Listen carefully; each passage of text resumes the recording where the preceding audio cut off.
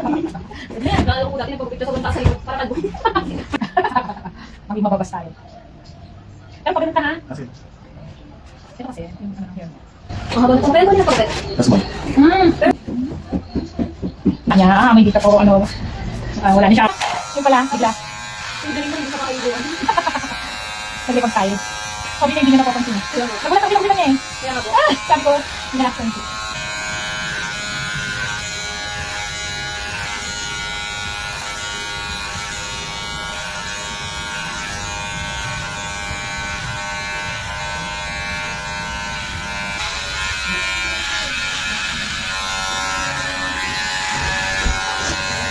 Hi.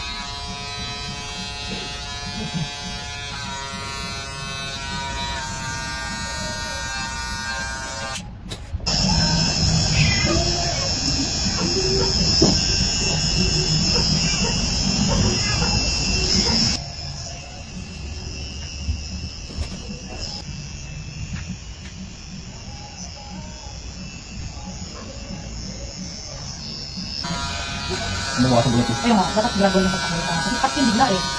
Hinahayaan nila na yung parang baksak agad. Hindi ko nag-wax yan. Ah, hindi. Ayaw nila po. Oo. Kasi pag mahaba kasi, yun ang tendency, mag-wax ka talaga.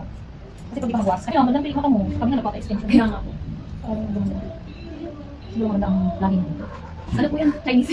Ha? Pero, Nila yung Chinese, siguro ako Chinese. pero hindi siya, Ay, yung lola niya daw po. Pure Chinese. Yung lola niya daw po. Pure Spanish. normally kasi pag lalaki, mas matapang ang dulo nila. Tapos tatay ko Pilipino. Ay, ang ganda. Di ba? Hindi mo naman kamukha yung papa mo. Gusto mo kami mama. Oo, hindi natin ko na sa akin. Pwede pa rin bukas sa taas, normal yun. Tapos, Oh, yun. Bumalik ka ng elementary. Ayun. Oh, ay, ang linis.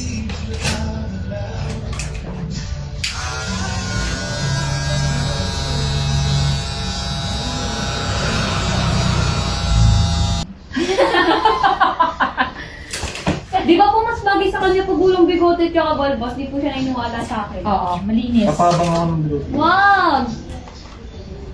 Sige po, palitang ganyan. Ito lang. Yan. Parang si ano, ginanong ganun. Yan.